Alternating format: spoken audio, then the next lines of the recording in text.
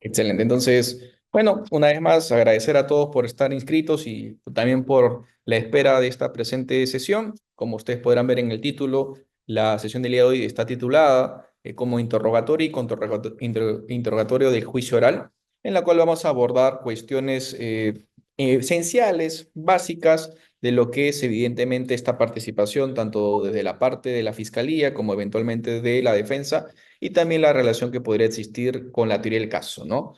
Vamos a empezar precisamente por eso.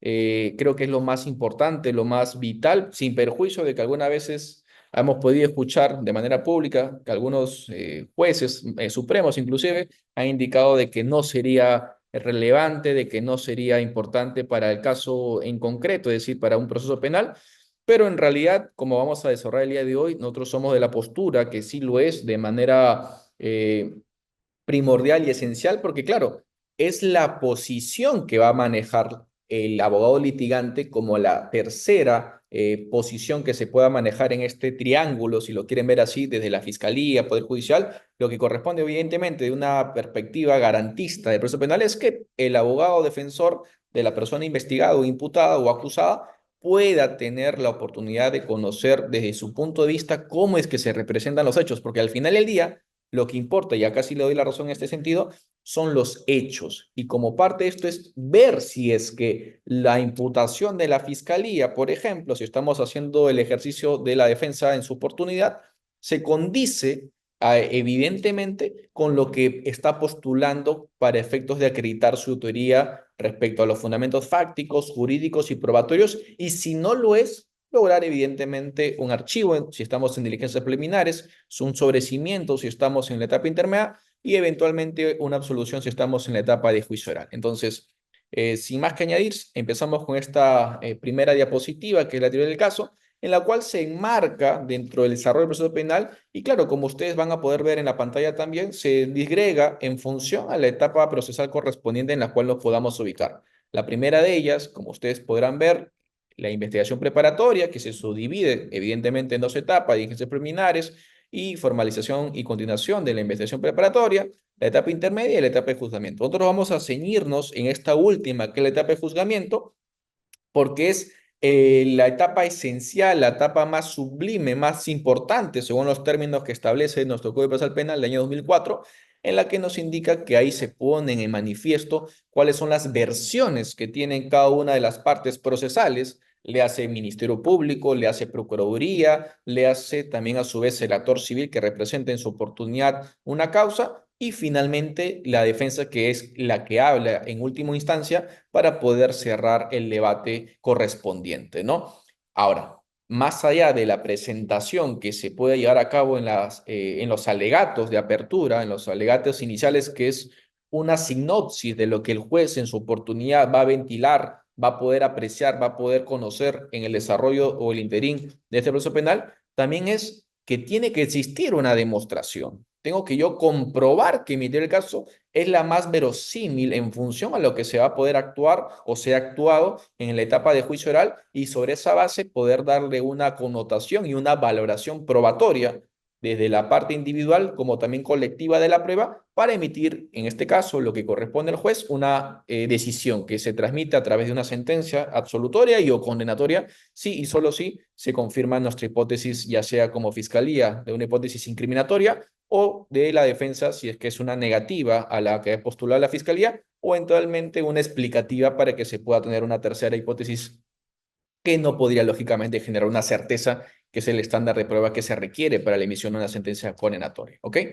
Ahora, ¿qué es la teoría del caso? Y acá esto lo define de manera muy gráfica, muy didáctica también.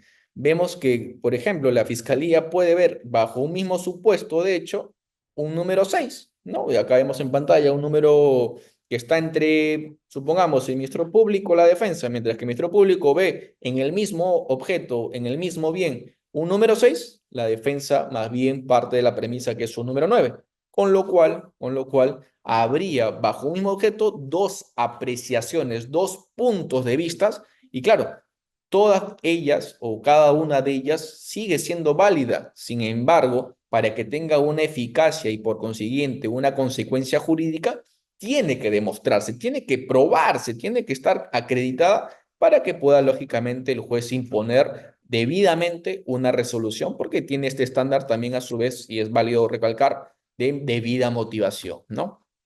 Ahora, parte del caso es que se trata de una actividad que implica, por supuesto, el principio de contradicción que lo otorga a ambas partes, pero lo materializa en mejor forma o en mejor manera la defensa, porque tiene lógicamente que poder cuestionar, el de poder darle una significancia a lo que puede existir en declaraciones testimoniales, en, por ejemplo, también a su vez la declaración de la propia víctima para que pueda tenerse un sentido probatorio distinto y que lógicamente no se consienta, no se allane a lo que pueda postular en su oportunidad la fiscalía, ¿no? Vamos a verlo en las preguntas en su oportunidad de contrainterrogatorio para que pueda existir una cierta afirmación de nuestra teoría en su momento.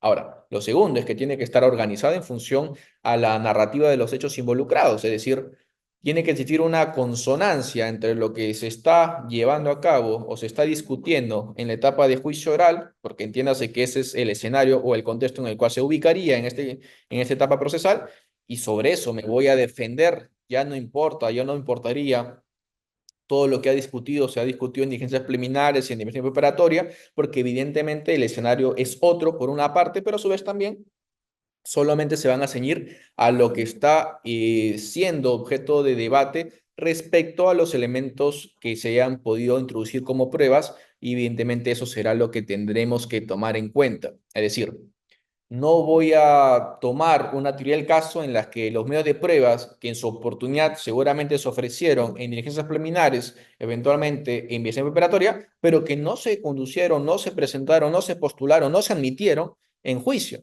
Porque si no se hicieron y no se tomaron las garantías correspondientes, las acciones respectivas tendientes a que se puedan nuevamente volcar el asunto y puedan ellos ser introducidos, lamentablemente no podrá ser objeto de valoración. Es decir, no podrá tomarse ni a favor ni en contra de la persona investigada, pero a su vez también el juez no tendrá ningún tipo de manera de confirmar lo que me está indicando, por ejemplo, el abogado de la persona investigada o imputada. Con lo cual, si no hay esa posibilidad, muy probablemente la tesis de la fiscalía será la única y por consiguiente no habría oportunidad, más allá de una prueba insuficiente, de que pueda la defensa lograr una absolución. ¿Ok?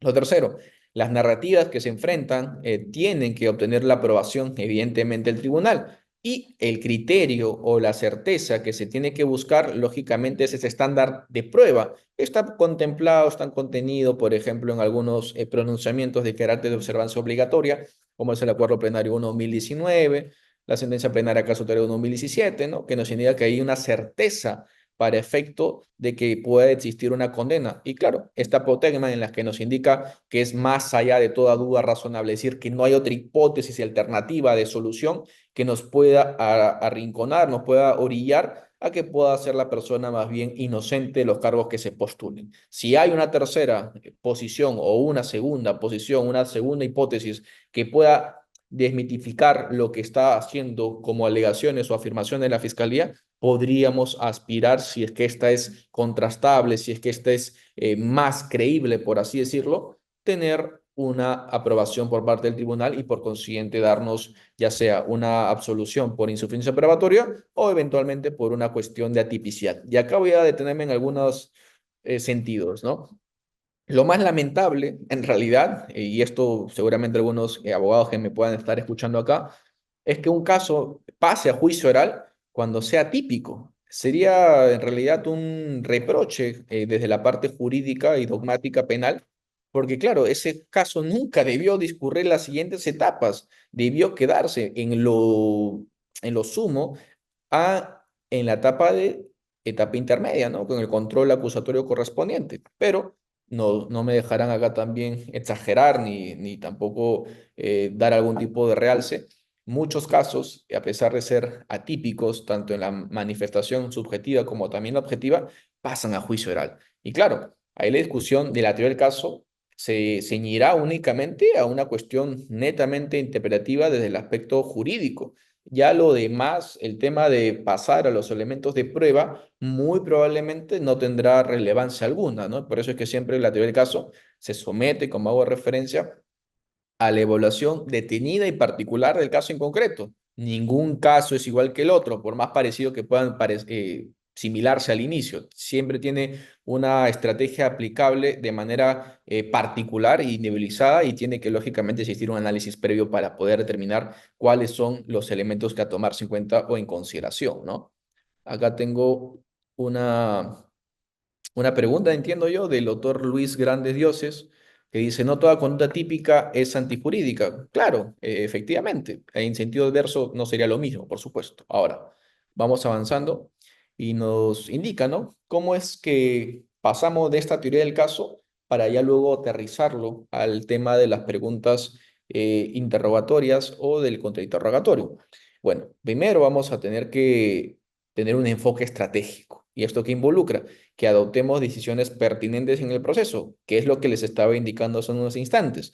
Si hay una pertinencia es porque también a su vez esto nos va a conducir, nos va a conllevar a que exista una demostración, una explicación de nuestra teoría del caso, es decir, de nuestra versión, de nuestra posición, por así decirlo, de manera tal vez un poco más informal, nuestra verdad de los hechos. Y con esto, con cargo lógicamente de demostrarlo, porque como decía un reconocido doctrinario español, más allá de lo que no pueda demostrar en juicio, es simplemente un mero chisme. Será una muy buena historia, será muy buena línea de tiempo, pero si no es contrastable, no podrá lógicamente tomarse en cuenta al momento de hacerse la valoración, terminando por tanto en ser un mero chisme. Y esto es lo que deberíamos evitar. Una teoría del caso, siendo de un enfoque estratégico, debería adoptar decisiones que permitan conducir y ser pertinentes a lo que queremos demostrar. Y claro, parte de esto es saber también la advertencia de cuáles son nuestros puntos fuertes y cuáles son nuestros puntos débiles, para efectos de ello tener contingencias a superarse a futuro. Porque lo peor que puede pasar es que elaboremos una teoría del caso en la que, claro, tengamos una muy buena historia, un buen relato que nos puede traer tal vez unos buenos réditos al inicio del juicio con los salatos de apertura, pero en la fase probatoria se cae el caso porque nunca tuvo, evidentemente, un soporte probatorio que pueda yo denostar en contra de la fiscalía o al menos yo acreditar de mi parte. Me explico. Por ejemplo, en tema de lavado de activos, ahí lo que nosotros como estudio, por ejemplo, discutimos a veces, en la gran mayoría de casos, es que exista una tipicidad objetiva del tipo penal, por ejemplo, la ausencia del delito precedente, que no haya podido tener algún tipo de explicación mínima siquiera a la fiscalía para poder hacer mención de que estamos hablando de un delito de lavado de activos, lo cual ha sido confirmado en reiterada jurisprudencia respecto a esta temática. ¿Y cuál es el tema? Que ya no voy a discutir claramente los factores de medios de prueba, porque ya no hay ni siquiera demostración de lo que la fiscalía pueda llevar a cabo. Y acá quiero dejar claro esto. Yo me defiendo de lo que la fiscalía me está imputando. Y si la fiscalía está llevando a cabo una imputación defectuosa, lógicamente, y pasa esto a juicio, yo tendré que abordar una estrategia del caso, una teoría del caso, en la cual pueda sacar provecho de estos defectos, porque, por ejemplo, en el caso que les comento, si no ha demostrado, no ha podido tener ni siquiera una cercanía con el elemento de la delituosidad previa o precedente, que estaríamos hablando de una tipicidad manifiesta, y esto se traduciría en una absolución, por obviamente una tipicidad de la conducta imputable de delito de lavativos. Pero eso será una estrategia que adoptará el abogado defensor. Porque claro, podría también otra defensa decirme, yo hago un control formal para que la fiscalía me pueda llevar a cabo una imputación objetiva o demostrar que hay una imputación objetiva no natural o irregular o ilegal inclusive. Pero claro, de lo que se aprenda en la praxis, y esto lo tienen que saber seguramente los litigantes que me estén escuchando, es que puedes darle la oportunidad, lamentablemente, a la fiscalía de que haga una imputación correcta. Por más allá de que pueda ser descabellada, esto puede pasar a juicio y eventualmente inclusive lograr una condena. Y esto genera un perjuicio, evidentemente, a la persona que tú representas, ¿no? Escuchaba a un doctrinario acá peruano que decía, y creo que la idea es muy válida, lo peor que puede hacer una persona cuando es investigada es decirle a la fiscalía, oye, impútame bien, ¿no? Más bien, si estás imputado de manera incorrecta y conscientemente tienes como teoría del caso cuestionar la tipicidad, bueno, será la oportunidad eventualmente en juicio para poder discutir esto y no antes, porque seguramente antes habrá la posibilidad de una reforma, eventualmente de un cambio, y esto podría generar consecuencias jurídicas, a pesar de que en la praxis no sea del todo correcto ello, ¿ok? Esto, como les podía hacer mención, como parte de la utilidad, es que puede organizar los alegatos de apertura, puede también organizarse la prueba presentarse, evidentemente también discernir sobre las actuaciones relevantes en el interrogatorio y contraexamen, preparar el alegato de clausura que, como ustedes podrán recordar, seguramente en algunos manuales que han podido leer también a su vez, el alegato de clausura es un resumen de lo que se ha podido actuar y una presentación hacia la judicatura de cómo resolver el caso. Es decir, es una proyección de una eventual sentencia desde el punto de vista de la defensa, si es que hacemos este rol, o de la fiscalía, si hacemos el otro aquel, y sobre esa base es un modelo que el fiscal presenta o la defensa en su oportunidad al juez para que éste pueda tomarlo en cuenta y hacerlo suyo. Esa es la aspiración que tenemos en una teoría del caso que se plasma luego en los alegatos de clausura, que evidentemente van a culminar ya con el pronunciamiento final del juez en su oportunidad. ¿Ok? Ahora, eh, las características de la teoría del caso, ustedes lo saben, siempre se soportan los hechos, tiene que haber un relato cronológico, tiene que haber también uso de lemas para efectos de ser más llamativo al momento de expresar las ideas, tiene que haber temas para que también a su vez pueda ser distribuido y también darse la importancia a cada uno de estos tópicos. Y tiene que haber únicamente una teoría, porque abordar una o más corres el riesgo de que puedan ser contradictorias entre sí mismas y claramente restas credibilidad a tu teoría del caso, pero a su vez también a la importancia o relevancia que le den a cada una de ellas por parte de la judicatura, que como repito es un tercero imparcial, pero a su vez también puede ser que en la praxis, lamentablemente, tome posición, lamentablemente, en contra de algunas de las partes de antemano y evidentemente hay que salir también de ese escenario, ¿ok? Del caso, acá lo resumo en este cuadro para que ustedes lo puedan ver, ya lo hemos podido decir de manera amplia anteriormente. Y vamos a abordar ahora con respecto a un caso que al menos he colocado, ¿no? Un momento, por favor. Bueno, esta es la construcción, que es básicamente lo que les venía diciendo. Y acá es la que sí nos interesa ya para avanzar con el tópico de las preguntas del interrogatorio, ¿no? Lo que debemos saber de antemano, para obviamente tener todo esto esclarecido al momento de hacer las preguntas, son cuestiones del Ministerio Público y también de la Defensa, cuestiones sobre la tipicidad de la conducta si estamos obviamente en ese estadio. Recuerden que el delito se basa en que es una conducta humana, típica, antijurídica, culpable y punible, ¿no?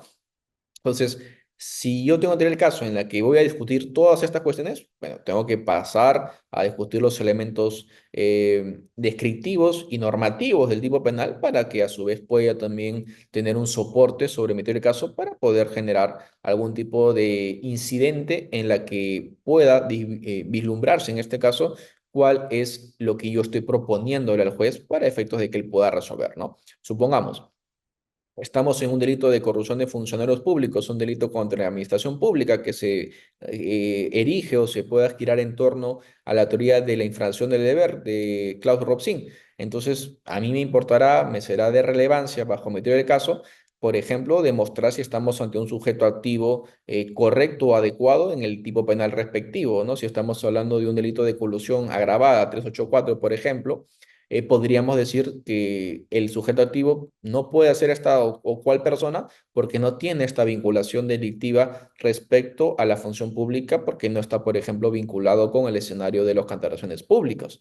O, por ejemplo, si estamos hablando de un delito de peculado por apropiación, ya lo dijo claramente el Acuerdo Plenario 2005, 4-2005, perdón, si es que no existe una disponibilidad jurídica respecto a la función pública que ejerce este funcionario público, valga la precisión, evidentemente no habrá una comisión delictiva porque no se podrá hacer referencia que tenga la administración, la custodia, la percepción, ya sea de facto o de jure, con lo cual ese hecho, por más lamentable que pueda ser en el escenario social, administrativo, económico, político, etcétera, no podrá ser reprochable penalmente. Entonces, a mí sí me será importante plantear de primer momento, al momento de hacer mis preguntas, quién hizo esta actividad delictiva o presuntamente delictiva para ver si que estamos ante un sujeto activo correcto, ¿ok? Lo segundo, a quién se lo hizo, ¿no? Para efectos de determinar cuál es también el sujeto pasivo, porque son parte de los elementos típicos del delito.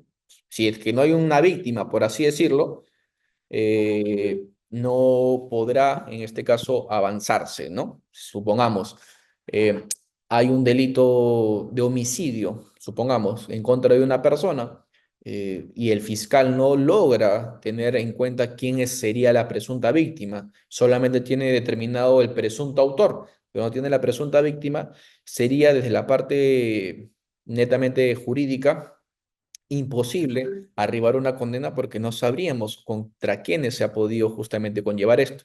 Claro, hablando siempre de este tipo penal en términos eh, muy gráficos, ¿no? Seguramente otras imputaciones más graves como genocidio, eventualmente delitos contra la humanidad o por último delito de asesinato, sí podríamos hacer algún tipo de referencia de la parte o parámetros de internacionales en las que ya no es de relevancia conocer a detenimiento cuáles son la mayoría de las víctimas, sino simplemente un rasgo mayoritario de las mismas para poder acreditar esta sanción. ¿Ok? Pero una vez más, dependerá del caso en concreto.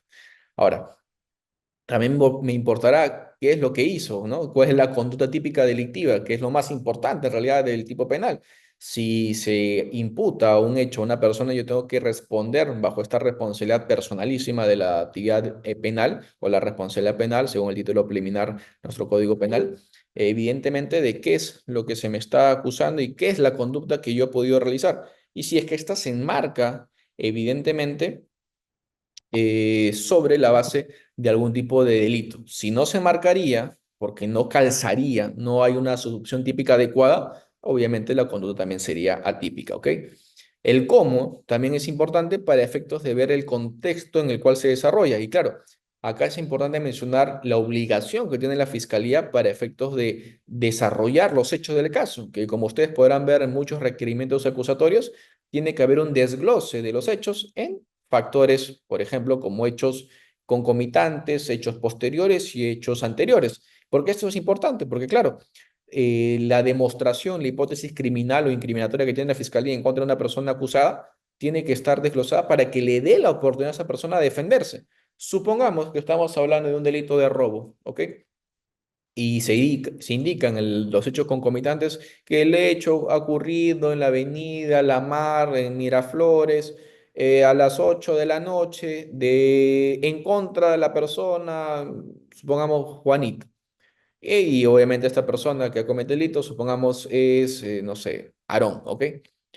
Pero no me dicen qué conductas estaba yo desplegando anteriormente, ni tampoco la víctima presuntamente. Entonces, no habría forma para acreditar que yo haya podido cometer ese hecho si es que no hay un despliegue de cuáles son las circunstancias anteriores a esto. Más aún cuando la defensa podría cuestionar que no estuvo en el lugar de los hechos, que no estuvo en ese momento. Y claro, si la fiscalía no hizo mención al respecto a esto, habrá un vacío desde la imputación que puede pasarse, ojo, puede pasarse de la parte formal o se puede pasar en la etapa intermedia, pero que en juicio seguramente lo pagará muy caro, porque esa persona que potencialmente puede ser una persona responsable, no lo será, no por el hecho de que no lo haya cometido, sino que la fiscalía por un tema de negligencia no pudo acreditar esto al momento de hacer su trabajo de manera correcta, al momento de hacer este desglose. Ojo con esto. Igualmente ocurrirá en sentido opuesto con la defensa. Si la defensa postula que estuvo, por ejemplo, en otro lugar, claro, tiene que a su vez también tener un bagaje probatorio para efectos de poder tener esa versión y postularlo en su momento con elementos de prueba que se van a traducir en prueba en el juicio oral, si son testigos, eventualmente declaraciones juradas, eventualmente algún tipo de informe técnico o pericia, ¿no? Tendrá que tener un soporte de ese alcance para que podamos tener una narración de los hechos de manera correcta o adecuada. El dónde también es importante, ¿no? Supongamos que estamos hablando de un delito medioambiental. La fiscalía tiene que acreditar precisamente si estamos, por ejemplo, ante un patrimonio eh, eh, restringido para efectos de no atrofiar o no vulnerar o no afectar, en este caso, lo concerniente al ambiente o cualquier otra materia, tendrá que tener algún tipo de ubicación o geolocalización respecto a la ubicación de la misma y sobre todo la determinación o esta restricción declarada por ley o alguna norma similar para que podamos situarnos en esa actividad delictiva. Si no lo tiene, a pesar de que pueda hacer ello así, generará a futuro una cuestión que no, en este caso, pueda ser suplida y que por consiguiente sea o se torne controvertida. Y claro, lo que excepcionalmente puede ocurrir es que el juez ordene de oficio que se puede llevar a cabo ello, que luego lo vamos a ver. La actividad del caso, en teoría, como les había dicho al inicio, involucra una participación activa de la Fiscalía y de la parte procesales, que pueden ser la Procuraduría como actor civil y eventualmente la defensa como parte de esta defensa técnica que le asiste a la persona acusada. Pero excepcionalmente, como un corset, ustedes podrán acá darme la razón, en juicio oral, si al juez de lo actuado surgen algunas cuestiones que se tienen que dilucidar y que obviamente es para efecto de lograr que se conozca una verdad procesal, puede de manera extraordinaria, de manera excepcional, convocar a una prueba de oficio para que se pueda complementar esto. Pero claro, esto en realidad debió hacerse en su oportunidad por parte de la Fiscalía. Y habrá algunos jueces que sí, adopten esta decisión de tomar como prueba excepcional algún tipo de actuación probatoria en el seno del juicio oral, pero habrán otros que son los más que dirán que esto es una negligencia, que será un tema de desidia por parte de la Fiscalía y las personas que han sustentado esa acusación serán eventualmente responsabilizados administrativamente porque el juez o los jueces podrán tomar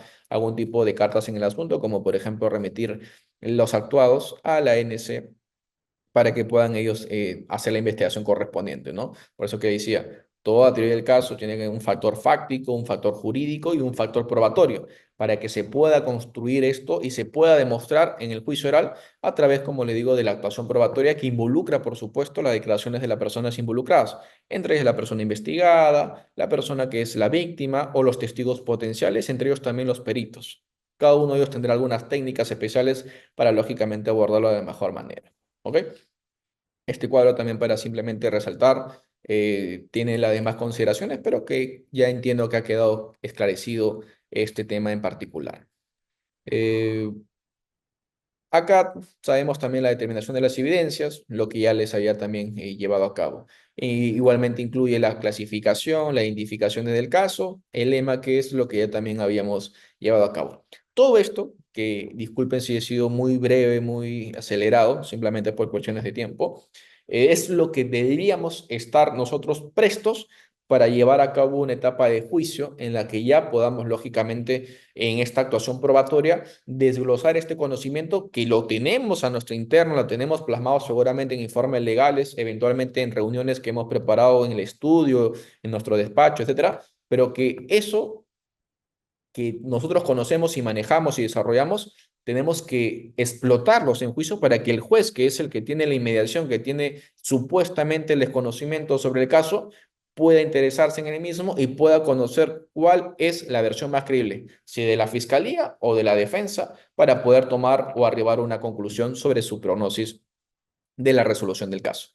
Digo, ¿y por qué me reafirmo en esto de que en principio un juez de juicio oral no debe conocer lo que se ha actuado precedentemente? Porque claro, eso más allá de una cuestión de opinión, de una cuestión académica, de una cuestión de propia decisión como litigante, lo que más bien es un principio básico del derecho procesal penal, pero a su vez también lo que está demarcado en nuestra norma procesal penal, con lo cual me llama también sorpresivamente la atención de que haya un juez que supuestamente representaría estos factores normofilácticos, uniformizadores y unitarios en teoría por parte de la Corte Suprema, que indique que los jueces sí pueden ver todo lo actuado precedentemente, ¿no? Eso creo yo, con los respetos debidos, es que es más bien una desnaturalización de lo que es el proceso penal y de lo que significa nuestro Código Penal y a su vez nuestro Código Procesal Penal respecto a esta decisión de hacerlo de un corte adversarial con tendencias de ser acusatorio, ¿no? O en sentido opuesto, un modelo acusatorio en términos muy sencillos.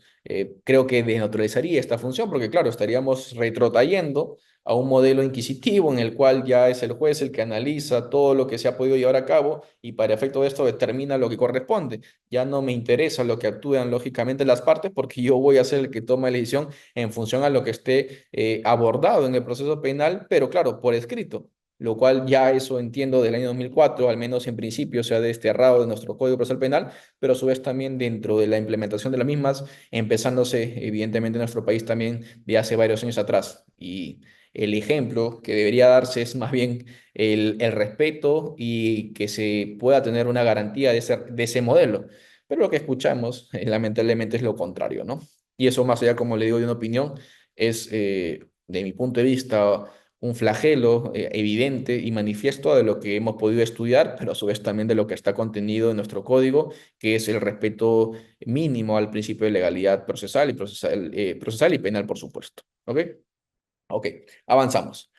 El interrogatorio, que consiste en esencia, es las preguntas que se van a formular a los testigos para que puedan, en este caso, exteriorizarse la versión de lo que a mí, como persona que lo va a introducir, lo va a ofrecer, pueda llevarse a cabo el mensaje tanto a la parte contraria, pero principalmente a la parte que, perdón, en este caso al juez o la judicatura o al juzgado o a la sala, que yo intento convencer que es mi posición la más fidedigna, la más fehaciente y obviamente me pueda dar la razón al final del día, ¿no? ¿Por qué digo esto? Porque claro, cada una de las partes tiene su oportunidad en la ocasión de ofrecer medios de prueba. ¿Cuál es el escenario ideal o idóneo? Bueno, en principio la etapa intermedia, ¿no? Para que se pueda discutir su admisibilidad respecto a la pertinencia, utilidad y conducencia, respecto a una teoría del caso que yo también he puesto en manifiesto y sobre esta base pueda ser actuado en juicio oral para que yo pueda tener mi versión de los hechos contemplados en los que nos pueda decir de manera libre, de manera espontánea, los testigos que voy a ofrecer, ¿no? Testigos, entiéndase, personas que van a concurrir a juicio con la única salvedad de que tengan por bien a decir la verdad bajo juramento, ¿no? Bajo juramento o promesa, dependiendo de lo que ellos puedan profesar como religión. Y por su parte, también le doy la ocasión, bajo el principio de contradicción, a la defensa técnica de la parte contraria, en este caso, por ejemplo, la defensa del investigado, para que pueda él hacer las preguntas respectivas. Ahora, la diferencia entre el interrogatorio y el contrainterrogatorio, en esencia, diría yo, en que uno es la persona que yo lógicamente he convocado porque va a reafirmar mi posición. Entiéndase que es una persona que va a actuar de manera regular, una persona que va a poder desplegar su intervención de la forma más elocuente, pero a su vez también en la que sea más favorable a meter el caso. Por eso lo estoy convocando a juicio oral. Sería un contrasentido que yo convoque a una persona que guarda algún tipo de ánimo contrario a mis intereses, porque podría lógicamente salirse de control y podría más bien resultar perjudicial a mi teoría del caso o a mi posición como sujeto investigado al último en la decisión que puede emitir el juez, ¿no? Por eso es que siempre cuando vamos a postular a alguien, en principio es que tengamos conocimientos de que tengan algún cierto de preparación, pero a su vez también una cierta inclinación de que sea favorable a mis expectativas. Y en sentido opuesto, yo convocaré, o no convocaré, perdón, a las personas que tengan un sentido totalmente contrario a mis intereses, ¿ok? Y por su parte, la defensa tendrá la oportunidad de cuestionar tanto la credibilidad, ¿no? También a su vez los factores que puedan tener algún tipo de contorno, de corroboración de su versión y también a su vez la persistencia en la misma, que son básicamente los criterios que se han podido también desglosar y desplegar en el acuerdo plenario de 2005, que dicho se pasó hace poco saqué un artículo académico al respecto, publicado en Gaceta Penal Jurídica, si me recuerdo, o Gaceta Penal, nada más, en la que existe un desglose de lo que ha podido existir a los 20 años que se ha podido lógicamente expedir este acuerdo plenario de 2005. Entonces, en mi interrogatorio, yo voy a hacer preguntas más bien abiertas, ¿no? Para que yo pueda darle el espacio a la persona, que es la que yo he podido ofrecer para juicio oral, de que pueda tener una versión de cara a lo que ella ha podido presenciar, la que ella ha podido ver, ha podido palmar y conocer de primer grado. Entonces, en sentido contrario, no podría, en principio, convocarse a un testigo de oídas o de mero oídas, ¿no? Sería un testigo impropio, en principio bajo esta nomenclatura y esta conceptualización que estoy haciendo o llevando a cabo, porque no tendría ningún tipo de valoración probatoria al final del día. Sería únicamente, como le decía también hace unos instantes, un supuesto grado de afirmación de una historia, pero que nunca se va a poder demostrar. Acá lo lamentable es que a veces, muchas veces diría yo, en juicio oral, la gran mayoría de casos tienen testigos de esa naturaleza o de esa calidad en lugar de convocarse a testigos que hayan presenciado, que hayan podido observar, que hayan podido conocer de primera mano el caso, llaman a personas que me contó la persona del primo, del tío, del familiar tal, con lo cual ya se desnaturaliza lo que es un testigo, ¿no? Un testigo, entiéndase, una persona que ha presenciado visualmente los hechos respecto al caso imputado y por eso es que puede ofrecer una versión de lo que haya ocurrido, ¿no? Supongamos, estamos en un accidente de tránsito, por ejemplo, estamos discutiendo unas lesiones culposas agravadas, ¿ok? El testigo va a indicar que el faro de las luces en este caso, estuvieron en rojo y por consiguiente a mí sí me va a servir que esté esa versión porque va a acreditar que, por ejemplo, hay un factor determinante para que cuál se haya producido el accidente de tránsito, que podría ser, por ejemplo, en este caso, el propio agraviado por una autopuesta en peligro. Me servirá, por tanto, que esa persona diga que hay un semáforo rojo. En sentido opuesto, si yo más bien soy de la fiscalía, me importará que más bien diga que hay un semáforo verde que lo puede introducir un testigo, porque esto me permitirá decir que hubo una displicencia, hubo un factor determinante, preponderante, dependiendo del caso en concreto, por el cual se haya podido dilucidar este caso y sobre esa base poder tomar una postura a favor de una posible condena en contra de esta persona imputada. ¿Ok? A ver, creo que había una persona que conversó. Dice Guzmán, dice, el testigo protegido cuya identidad es revelada en juicio oral es pasible de evaluación de la declaración.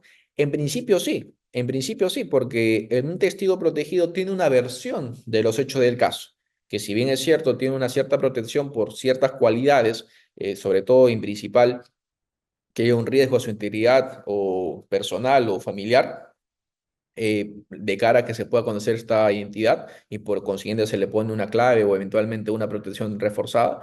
Lo cierto real es que si se logra conocer su identidad, claro, deja de ser testigo protegido en principio, ya no deja esta, o dejaría en la praxis en todo caso tener esta categoría o esta conceptualización, pero igualmente su versión podrá ser contrastada en juicio, en el sentido de que podrá tener la oportunidad la fiscalía y también la judicatura y eventualmente también la defensa de poder hacerle algunas cuestiones como preguntas para efectos de tener todo bien a desarrollarse en este plenario, ¿no? Eso sería, en todo caso, la respuesta respectiva. Kimberly me dice, doctor, ¿en audiencia de prisión preventiva se podría poner un testigo y hacer un interrogatorio? En principio no, porque, ojo, en audiencia de prisión preventiva solo se analizan los graves y fundados elementos de convicción.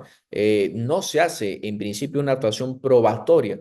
Y acá con los reparos respectivos, ¿no? Le acabo de escuchar también una conferencia que hizo hace poco un doctor que respeto mucho, precisamente en nuestro país, no voy a decir el nombre por respeto, pero indicaba, ¿no? Al final prueba, claro, en principio todos los que somos conocedores del derecho diríamos que solamente se puede hablar prueba en juicio oral, pero en la práctica prueba en realidad puede también discutirse, por ejemplo, en prisión preventiva, se puede discutir en cualquier tipo de audiencia o diligencia, ¿no? En términos muy genéricos tal vez, o tal vez no formales o no técnicos.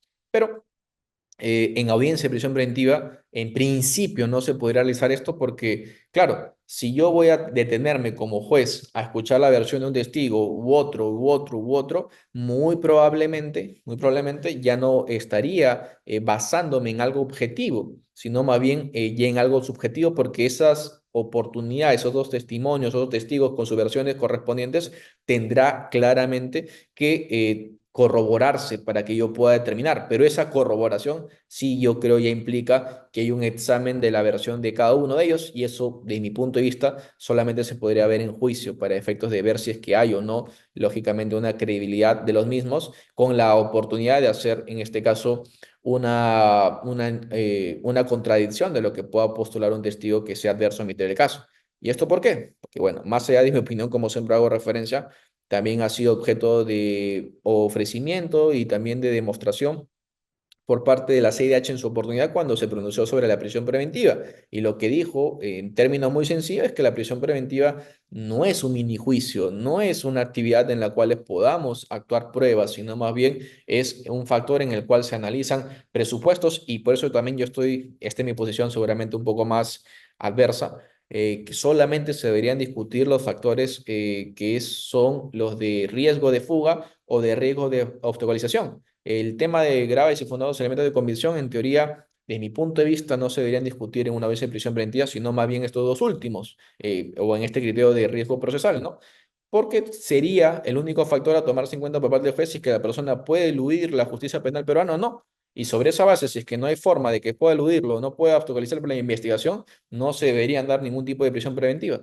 Pero bueno, fuera eso, que es una opinión personal, lo cierto y real es que no se podría, en principio, llevar a cabo una actuación probatoria, como serían los testigos, en una etapa de prisión preventiva, porque ya sería desnaturalizar esta materia, ya sería más bien generar esta expectativa contraria, Censo, a lo que ha indicado eventualmente la CIDH al momento de pronunciarse sobre la prisión preventiva, que inclusive fue también en Chile, slash Perú, que se había llevado a cabo unos casos al respecto, y que indicó que más bien eso sería ya convertir la regla de supuestamente la excepción en sentido adverso, ¿no? Y eso no se debería llevar a cabo en adelante.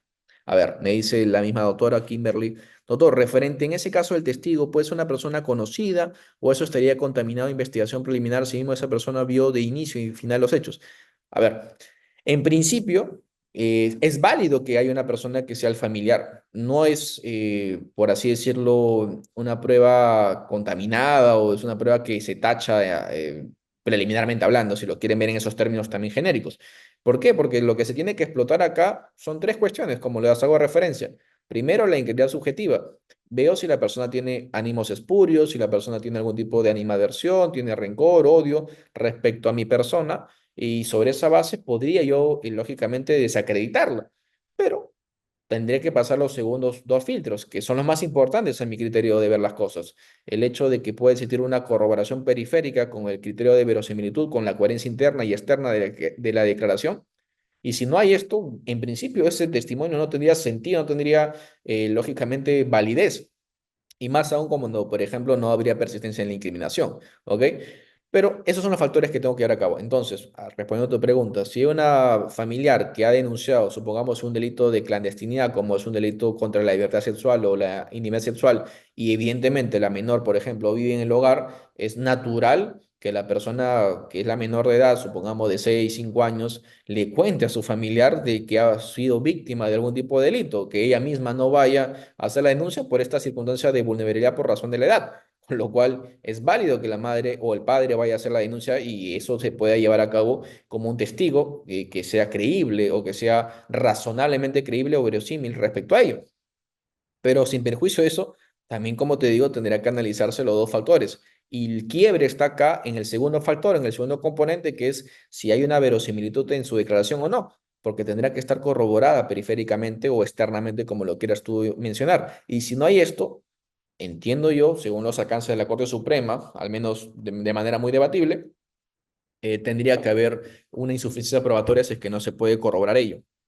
Y sobre eso, como les decía también hace unos instantes, he preparado un artículo académico de cara a los 20 años de justamente este acuerdo plenario de 2005 y que los invitaré al final del día a poder revisarlo para poder también tener una opinión más detenida sobre estos delitos de clandestinidad versus la declaración de la víctima como única prueba de cargo para sustentar una sentencia condenatoria. Seguramente ahí podremos tener mayores luces al respecto a la doctora Kimberly, sobre todo que me ha hecho la pregunta.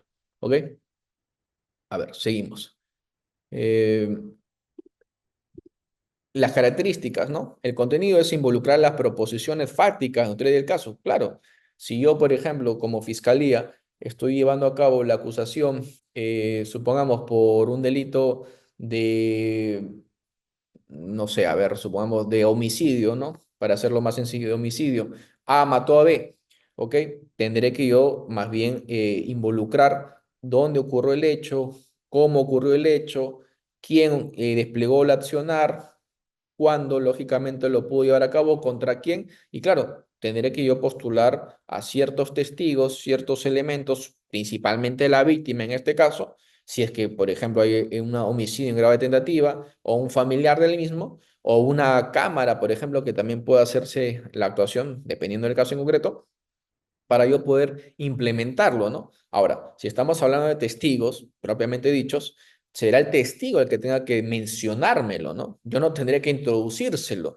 ¿Por qué? Porque ya la única regla, al menos de distinción entre el interrogatorio y el contrainterrogatorio, es que en el contrainterrogatorio sí se permiten las preguntas sugestivas, es decir, que están contenidos una respuesta o un dato que no ha sido previamente involucrado y que yo quiero desprender solo de la persona a quien le estoy haciendo la pregunta cuando hago o realizo un contrainterrogatorio. Pero en el interrogatorio, las palabras tienen que salir de la propia persona que está atestiguando. Si no lo hace de esa manera y más bien yo pretendo decirlo de algunas ciertas cuestiones, estaría actuando de manera equivocada y claro, a lo que me atengo es que la otra persona, que será seguramente el abogado defensor, objete esas preguntas porque estoy interviniendo de manera incorrecta o haciendo preguntas inadecuadas y hay evidentemente unas preguntas que son prohibidas, por así decirlo, ¿no? Para empezar, las preguntas impertinentes están prohibidas, las preguntas repetitivas, las preguntas sugestivas, las preguntas capciosas, las preguntas ambiguas, etcétera. En consecuencia, si yo no tengo un buen manejo de estas preguntas y querer involucrar que esto se pueda deslizar como parte de lo que me pueda decir naturalmente la propia persona que está atestiguando, lamentablemente me van a objetar todo y en esa desesperación tal vez no pueda hacer las preguntas correspondientes porque eventualmente también el juez me puede llamar la atención e inclusive me puede decir que me va a sancionar con algunas multas por no llevar a cabo una correcta defensa. Es más, algunos jueces actualmente si no tienes un manejo de estas técnicas de litigación oral, diría yo, también te lo pueden hacer bajo percibimiento para que puedas tú dejar la defensa porque no estás llevando a cabo una defensa eficaz y por tanto podría dejar indefensión a la persona que está defendiendo. Ojo con esto. Ahora, también parte de esto es que hay una exactitud, es decir, yo al momento de hacer las preguntas debo tener una cierta probabilidad, por no decir una certeza o garantía, de que lo que me va a responder sea lo que yo ya anteriormente he planificado o he podido proyectar. Me explico acá. Yo no voy a ir a simplemente improvisar a un juicio, yo no voy a ir a decir algunas preguntas que no sé las respuestas. Debería ya haberlas conocido o tendría ya tener la información en las cuales esta persona únicamente va a introducirla porque a mí me conviene que esté introducida esos dichos o esas afirmaciones o esas respuestas. Si no me conviene, lógicamente no lo voy a yo a proponer. O eventualmente, como mitigar las contingencias, tendré que adecuar con una preparación, por supuesto, a la persona para que pueda existir una cierta respuesta en cierto sentido que me pueda favorecer también a mis expectativas. Esto es tener una exactitud, una diligencia en la preparación, sobre todo de las personas que van a hacer sus testimoniales, para que yo pueda tener unas ciertas preguntas que puedan ser respondidas de la mejor manera según me trae el caso. ¿Ok? Ahora, parte también de este examen de los objetivos del mismo es que exista una construcción crónica, es decir, me debo yo decantar porque esta persona me sea muy parametrada en las fechas, eventualmente en los horarios. No digo con exactitud en el sentido de que me diga la hora, el minuto, el segundo, sino que sí diga un rango probable de ocurrencia del hecho para que yo pueda identificar la historia que voy a comentárselo al juez mañana más tarde y pueda decirlo inclusive como explotación en los alegatos de apertura para que el juez conozca qué testigo es el que tiene que prestarle mayor atención que a otros. Todo eso parte, como le decía al inicio, de una teoría del caso bien elaborada o bien construida para que pueda ser luego ejecutada con las preguntas del interrogatorio. ¿Qué más debo yo también llevar a cabo? Una credibilidad, ¿no? Si estamos hablando, por ejemplo, de un testigo experto, eventualmente, no sé, un perito, ok, yo tengo que tener una buena acreditación de sus laureles, es decir, de sus estudios, de su proyección, de su profesión, de su trayectoria, etcétera, para que el juez que va a ver, lógicamente, en su momento esta valoración, pueda advertir que la persona que está yendo a discutir o debatir una cierta cuestión problemática a juicio tenga cierta preparación o cierto grado de preparación y trayectoria, con lo cual su versión académica o su versión de los hechos desde ese punto de vista como experto puede ayudar a resolver la controversia. ¿Entienden? Lo mismo es el de poder indagar claramente con respecto al análisis probatorio, es decir, por medio de los testigos se va a adquirir una información que aporte peso a la calidad de las pruebas. Supongamos, algunos de ustedes seguramente también acá me darán la razón. Muchas veces los jueces no les importa lo que digan las declaraciones juradas, lo que te dicen, ¿no? Y bueno, seguramente siendo muy formalistas, te indican, bueno, yo no tengo ningún tipo de grado de certeza de lo que haya ocurrido con esa emisión de esa declaración jurada, porque pudo haber sido alterada, pudo haber sido negociada, pudo haber sido obtenida de manera espuria. Yo lo que necesito es que esa persona que ha hecho la declaración jurada pueda venir acá y decirme qué ha hecho la declaración jurada y en qué términos ha hecho la declaración jurada para que se pueda someter al contrainterrogatorio, que es válido como hago referencia, pero claro, en algunas oportunidades, en algunas posibilidades, algunas latitudes, es imposible, ¿no? Es imposible por ciertas tales o cuales razones. Y bueno, ya será el juez que tendrá que en su oportunidad analizar. Pero la regla general es que si haces una declaración jurada, que en principio es un medio de prueba, que tendrá cierto aporte probatorio, tiene que ser complementado naturalmente, según la regla general, que estos puedan ser convocados, puedan ser postulados al juicio y que puedan dar su versión sobre lo que está evidentemente contemplado en esta declaración jurada. ¿Que será lo mismo que esté en la declaración jurada? Sí, dependerá lógicamente de la persona que concurra al juicio y que esté debidamente preparada para que pueda hacer la acreditación de lo que está, en este caso, contemplado en la declaración jurada correspondiente. Es complementario en sentido, algunos consideran que solamente debe ir la persona a hacer el testimonio correspondiente, pero lo cierto es que como litigantes nosotros consideramos que es más bien conveniente que ambos se puedan de manera correcta convocar. ¿Por qué? Porque pasa que a veces cuando vas a juicio las personas no aparecen. Y lo único que te resta, lo único que tienes como soporte, evidentemente, es la declaración jurada para que te pueda ayudar a explotar tu teoría del caso, como también a su vez es lógico en algunos ciertos aspectos, ¿ok?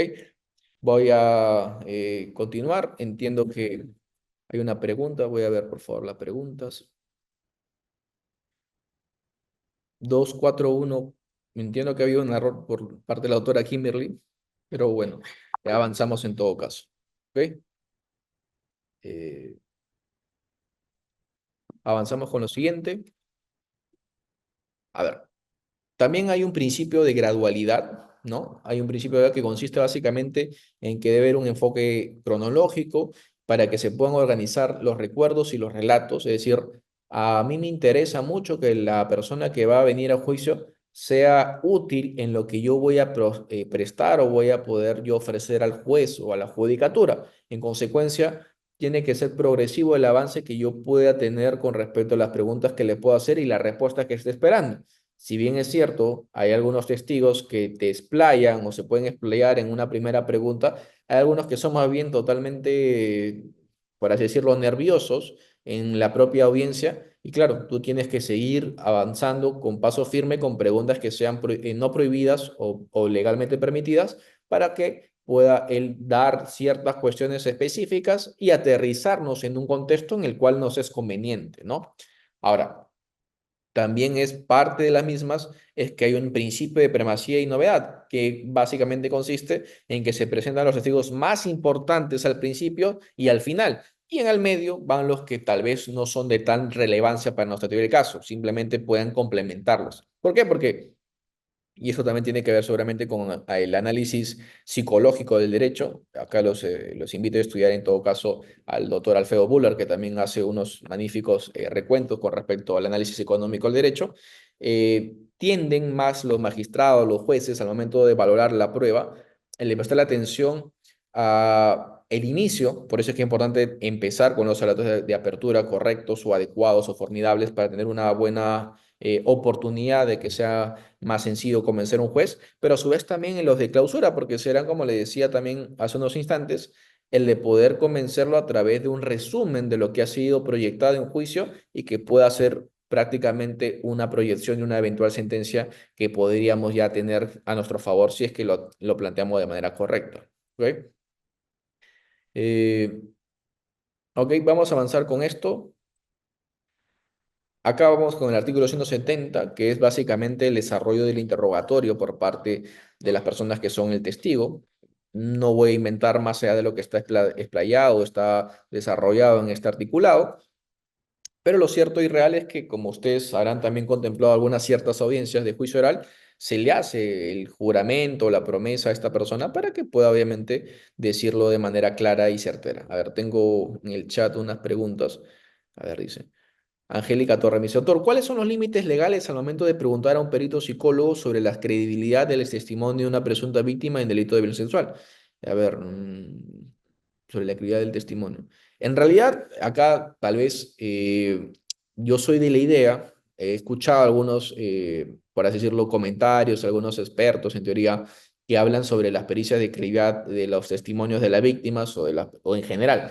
Yo considero que este examen de pericia, de mi punto de vista, no tendría un cierto grado de validez al momento de hacerse la actuación probatoria, porque lo que a mí me importa o lo que me debería importar a mí como tanto defensa, pero a su vez también como magistrado o fiscalía, es explotar los elementos de corroboración, porque lo último que a mí me podría dejar de importar o de ser relevancia es evidentemente si es creíble o no su versión interna, ¿no? Entiéndase la credibilidad interna y la credibilidad externa como dos componentes de una misma, que es la verosimilitud, pero que tienen ciertos componentes diferenciados. ¿Me explico acá? Sobre todo en delitos de libertad sexual, hay ciertos grados en los cuales inclusive la propia víctima tiene contradicciones en su propia versión, ¿no? Supongamos que tenga al principio una versión en la cual se indica que su agresor fue el que hizo la violación sexual, el que la agredió físicamente, etcétera, pero luego indica que solamente hay una agresión física y más nada, ¿no? Lo que ha ocurrido, por ejemplo, en un caso muy llamativo en nuestro país, el caso John Kelvin, ¿no? Ok, supongamos que esto sucede. Si analizamos bajo esa premisa y tenemos, por ejemplo, el informe pericial de un perito que analiza la credibilidad del testimonio de la víctima, diremos que su coherencia interna no es del todo correcta porque más bien es contradictoria entre sí misma. Pero claro, también tendríamos que ser conscientes que en ciertos grados de actividades delictivas, sobre todo las clandestinas y principalmente esta, y no lo digo yo, ojo, lo dice también la Corte Suprema en su oportunidad desde el año 2017 en adelante, es que es previsible, es inclusive esperado de que una víctima de estos grados de delitos pueda lógicamente cambiar su versión, pero no es que no haya ocurrido el hecho, sino es que más bien tiene algún cierto de correspondencia porque puede tener algún tipo, por ejemplo, de subordinación económica, algún tipo de vinculación familiar que no la permita desvincularse respecto a la misma por razones X y Z. Y por tanto, lo que indicó también esa casación de la Suprema es que lo que realmente va a importar es lo que pueda estar acreditado de manera periférica, es decir, más allá de la coherencia interna, que sí es válido analizarlo, lo importante es analizar el factor externo. Y si en el factor externo, que es la credibilidad externa o la credibilidad, por así decirlo, extrínseca, no deberíamos tener mayor soporte al respecto. Entonces, en resumen, en estos delitos que es tan difícil de poder analizar la coherencia interna, deberíamos darle mayor preponderancia a lo que corresponde al factor de la coherencia externa para ver si es que tiene credibilidad respecto a la verosimilitud de este componente.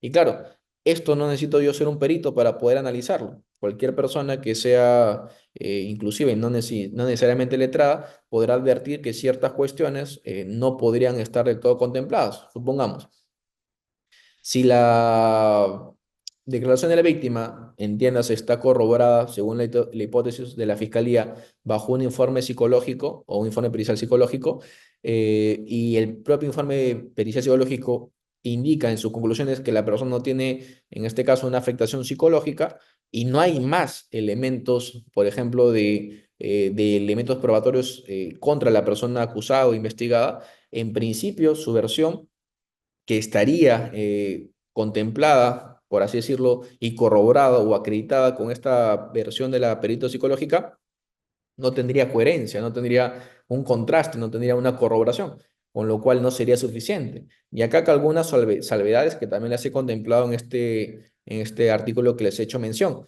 porque claro, no es posible que por una parte yo indique que la sola versión de la víctima, si es que está corroborada periféricamente, es suficiente para una condena, pero al mismo tiempo indique que no importa que ese medio de prueba pueda ser una pericia psicológica sin ningún tipo de afectación psicológica y sin ninguna explicación. Acá viene el punto.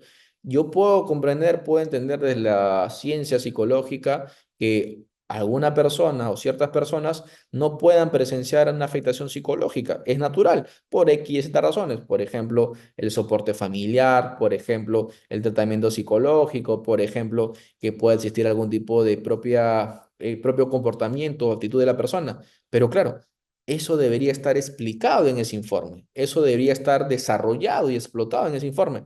Y si la respuesta es, ok, esta persona tiene tratamientos, acreditarlo con esos tratamientos para que pueda la otra persona, que sería la contraparte, conocer por qué ese informe psicológico apareció como negativo en la afectación psicológica. Pero si no hago mención a esto, no lo desarrollo, no lo acredito, diría yo que ahí sí habría una insuficiencia probatoria porque solamente sería el supuesto. Y claro, si nos coloquemos en un escenario en el cual todo es supuesto, nos pasaríamos horas porque estaríamos en la realidad especulando. Yo como carga de la fiscalía tengo que acreditar un hecho y ese hecho tiene que estar soportado evidentemente en elementos de prueba y no simplemente decirlos o enunciarlos, sino más bien también demostrarlos. Y eso es el bagaje correspondiente. Eso es, creo yo, en resumen, lo que te podría responder respecto al tema de la credibilidad de la víctima en estos dos aspectos, tanto del propio testimonio abordado con estos peritos que actualmente viene desarrollando, fungiendo con la credibilidad del testimonio en sí misma, y en lo segundo, diría yo, más bien con el tema ya de la propia coherencia externa, ¿no? Más allá de la coherencia interna, como hago referencia en estos particulares escenarios delictivos, que son bastante complicados, dicho sea de paso. Lo que sí debe resaltar es la credibilidad externa y si no hay corroboración periférica al respecto, eso no necesito yo un perito, ¿no? Es evidente cuando no lo existe porque no hay una prueba que lo pueda vincular a la persona. Y esto bajo las reglas de la experiencia, bajo la lógica, la razonabilidad, la proporcionalidad, que son los criterios que tiene que adoptar el juez al momento de resolver, podrían dilucidarse de mejor manera. Pero tampoco dejo de mencionar que en algunos casos, en la práctica, estos peritos vienen fungiendo su labor y bueno, algunos resultados forales los están obteniendo. Pero diría yo que esto más bien es una praxis que nos ha forzado los litigios penales en esta materia, cuando en realidad debería ser suficiente que un juez o una jueza pueda sentarse a analizar de manera objetiva e imparcial cuando sí hay un caso que amerita una sanción y cuando no por una insuficiencia probatoria, que obviamente es lo que corresponde si estamos actuando dentro de un proceso o un modelo acusatorio en el caso en concreto. Espero que esta respuesta un poco explayada tal vez haya servido o haya sido de utilidad, Ángela, y si no, para efectos de poder complementarla. ¿Ok? Eh, a ver. Claro, en la acreditación del interrogatorio, ¿no? Es básicamente indicarle a la persona quién es, ¿no? En este quién es, evidentemente me interesa presentarlo para efecto de saber que no tenga acreditaciones respecto a antecedentes penales, judiciales, fiscales, porque claro, algunas veces puede alterar la credibilidad de esta persona en el plenario. Lo segundo, como le estaba también indicando, si es que es una persona que a mí me interesa tener por validar su proyección, su profesión, etcétera, tendría que hacerle preguntas al respecto, ¿no? Para que me indique cuántos años tiene de, por ejemplo, de perito, cuántos años tiene como parte de ser, no sé, docente, cuántos años ha podido emitir una pericia, qué cantidad, etcétera, ¿no? Cuestiones que a mí me interesan. Y si es un testigo de los hechos, bueno, que me indique también cuáles son sus nombres, cuáles son sus datos. ¿Por qué? Porque ustedes recuerden, el testigo, a diferencia de la persona investigada, tiene la obligación a decir la verdad en juicio. Y claro, si es que no tiene una cierta cercanía, ni siquiera diciendo los propios datos generales propios, y entra en una falsedad, ustedes podrán ser objetivos ahí y decir que esa persona no podía tener una credibilidad, porque de principio no está diciendo lógicamente los datos correctos, ¿no? Me dice Alaicinga Miranda, me dice, si existe alguna técnica para hacer preguntas abiertas. Bueno, en realidad, hacerte las preguntas aristotélicas, ¿no? El cómo, cuándo, dónde, con quiénes, ¿no? Para efecto de que puedas tú explayarte. Eso diría yo que es básicamente alguna técnica. Son preguntas abiertas, es decir, quiero que la persona con esa pregunta que es totalmente valga la redundancia, genérica, pueda darme algunos datos de relevancia y sobre eso hacer unas preguntas para efectos de aterrizar en alguna cuestión que a mí me interese explotar, pero siempre que salga de los propios términos de la propia persona que va a hacer su declaración, porque si yo le voy a colocar la respuesta, lógicamente en la pregunta, la otra parte me puede objetar y puede ya tener la razón, lógicamente, y puede darme fundada o darle fundada a esa objeción a la judicatura y con todo lo que ello conlleva, ¿no? De poderte nervioso, de eventualmente perder la concentración, no preguntar lo que realmente correspondía. Y claro, la regla básica de todo interrogatorio, pero a su vez también contra interrogatorio, es escuchar lo que dice la persona que está atestiguando. Yo a veces veo algunos colegas fiscales, inclusive también, que tienen un listado de preguntas, ¿no? Y un listado de preguntas como si fuera, em, por así decirlo, una única formalidad del plenario, pero a veces también sucede que los testigos o no recuerdan o simplemente no quieren decir cierta información porque les puede ocasionar indirectamente algún tipo de perjuicio. Y claro, ante esos escenarios tienes que también saber escuchar para poder hacer una pregunta correcta y extraer la respuesta que tú quieres. Si no escuchas y tienes, por así decirlo, un libreto y algo sucede en el libreto que no se adecua al mismo, puedes también patinar. Y la idea no es eso, ¿no? La idea es estar siempre concentrado en lo que escuchas en el plenario, porque a su vez también tendrás la oportunidad de reajustar eventualmente algunas preguntas para que no puedas tener incomodidades a tu teoría del caso. ¿Ok? Eh, bueno, claro. Lo segundo que hemos visto, acá lo ven en pantalla ustedes también, es por qué debemos creerle al testigo, ¿no? Eso involucra, evidentemente, el interrogatorio en su fase de acreditarlo, ¿no? ¿Por qué debemos creer en esta persona? Porque esta persona nunca ha tenido antecedentes, esta persona es una persona conocida del barrio, es una persona que es intachable, es una persona que viene únicamente a conocer, no tiene ningún tipo de odio, rencor o ánimo de venganza respecto a la persona que es la imputada y por consiguiente es imparcial en lo que ha podido conocer o ver respecto a los hechos del caso. ¿Ok? Lo segundo, perdón, lo tercero, ¿qué sabe el testigo? Ya indiqué al inicio que es una persona que en principio no tendría ningún tipo de obstrucción, no tendría ningún tipo de percance o imposición de una verdad que no sea la correcta. Entonces, ahora me interesa que esa verdad que él pueda conocer, por así decirlo, pueda ser introducida al plenario para que sea escuchado por todos y pueda ser contradicha en su oportunidad o simplemente no hacerlo y tenerla como valorada probatoriamente hablando. En ese sentido, me va a importar claramente que se expongan los hechos a través de las preguntas correspondientes, ¿no? Acá colocaba en algunas preguntas y qué más pasó y qué más ocurrió para que pueda darse esta continuidad en el diálogo respecto a las preguntas que he podido formular y que me ha dado una respuesta con anterioridad. ¿Ok? Bueno, parte de esto es planificar, ¿no? Como le decía al inicio, hay una planificación, tengo que hacer una entrevista, una selección de testigos, tengo que también a su vez hacer relevancia de los estratos más importantes del testimonio, tengo que determinar algún tipo de orden de presentación de los testigos, como también indico, lo más fuerte es al inicio y al final para que pueda existir una contundencia en la acreditación de la valoración probatoria y la persuasión sobre todo de la judicatura. Y bueno, las estrategias, ¿no? Presentar siempre a los testigos más creíbles. Si no hay una credibilidad, por así decirlo, al inicio, estás naciendo con una proyección muerta en tu estrategia, ¿no? Lo segundo, tienes que también presentar una cronología al momento de postular tus testigos en anteriores, concomitantes y posteriores para que tenga una secuencia lógica y sea más comprensible con quien quieres que sea comprensible, ¿no? Que lógicamente es el juez. ¿Ok? Ahora, eh, cada uno de ellos aborda una historia, como ustedes sabrán.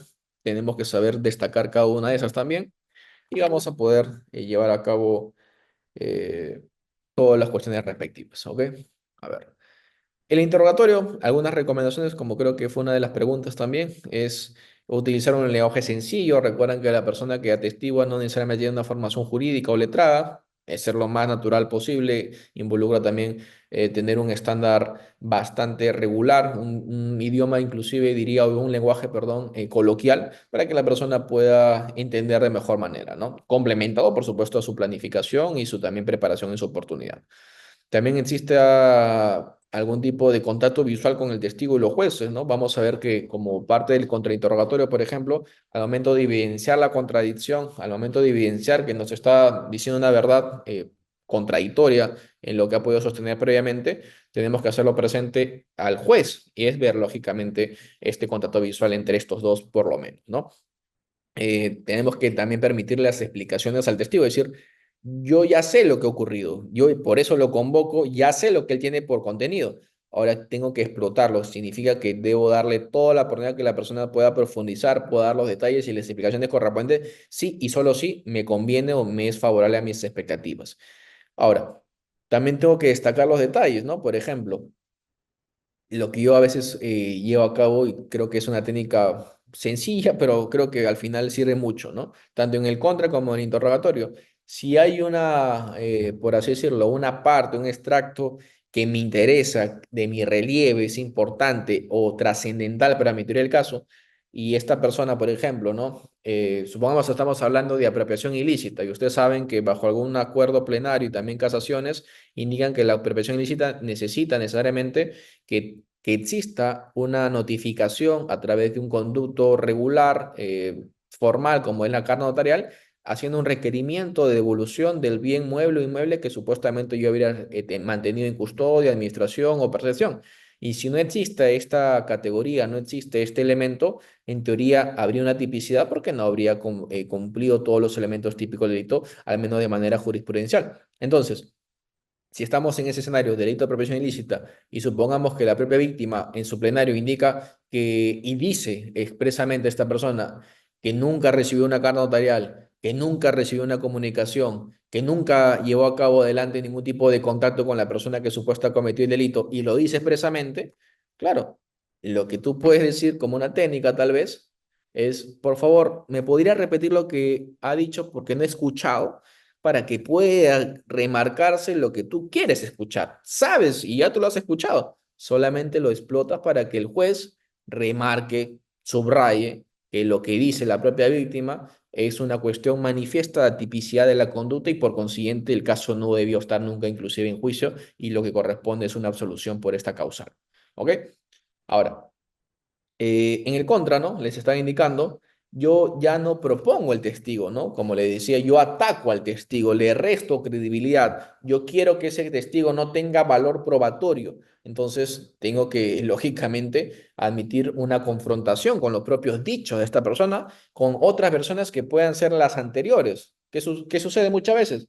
Que las personas van a la policía, van a la fiscalía, sienten una denuncia en calidad de agraviados o denunciantes únicamente, son testigos, son convocados al plenario y tienen cierta posición en el momento de postular su denuncia, ¿no? Supongamos, estamos hablando de un delito de organización criminal, que me ha pasado hace poco, que fue muy gracioso en realidad, que la propia víctima indicaba en su declaración por escrito, ¿no? Supongamos en la denuncia que estaba llevando a cabo ante ante la Policía Nacional de Perú, indica que hay una distribución de roles, que es una organización criminal, en este caso jerarquizada, que hay un brazo derecho que sería la parte legal, etcétera. Cuestiones muy detalladas, muy pormenorizadas, pero que luego cuando vas a juicio, lo que indicó y expresamente la persona denunciante indicó que yo lo hice y partí de la premisa de que era una organización criminal únicamente porque esa persona, que es el supuesto líder, es contra quien realmente me importa. Esa es la persona que realmente yo quiero perseguir. Los demás nunca tuvieron ni tuvieron nada que ver con el caso.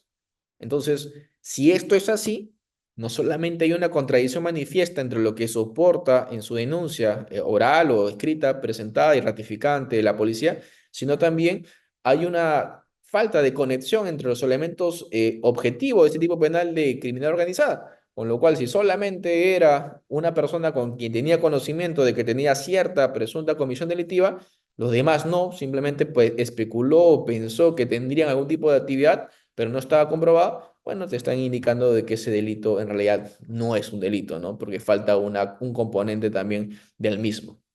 Entonces va a importar mucho evidenciar esta contradicción, va a importar mucho el que pueda existir esta confrontación y es parte de un contrainterrogatorio que el que pueda postularlo, el que pueda realizarlo, ojo, vaya a ganador. ¿Qué significa esto? Que no vayas a pescar, ¿no? No vayas a decir preguntas que al final te puedan resultar perjudiciales. Y acá la regla de contra. Si la persona ya respondió a algunas cuestiones que puedan ser disímiles, ¿no? No le des cuenta de que pueda reformular su respuesta, que se quede con lo que ya plasmó y que obviamente obre en actas, ¿no? En este caso, el acta de la sesión o de la audiencia correspondiente. Esa es, en teoría, la regla del contra, ¿no? Salvo que ya sea muy evidente, muy manifiesto y puedas hacer esa técnica que te hacía mención del de poder decir de que no has escuchado para que pueda replicarlo y pueda que nuevamente diga lo que realmente tú quieres escuchar y que el juez lo pueda nuevamente replicar, ¿no? Ahora lo bueno es que todo está grabado en audio y video, con lo cual es más difícil que los testigos puedan contradecirse o explicar o desarrollar algún tipo de idea que pueda salirse de control porque ya está registrado previamente en una cierta audiencia grabada, ¿ok? Ahora, bueno, acá está algunas características o notas, ¿no? En interrogatorio, el protagonista es el testigo, ¿no? Es la oportunidad que él tiene que puede explicar y desarrollar a profundidad los hechos. Son preguntas siempre abiertas, él busca la información para sustentar el interrogatorio y es una estructura más cronológica, ¿no? Mientras que el control interrogatorio, el protagonista es el abogado, porque claro, ahí, como le decía, las preguntas son siempre sugestivas, no son preguntas que a ti te interesan, ya que tenga una respuesta como si fueran de sí o no.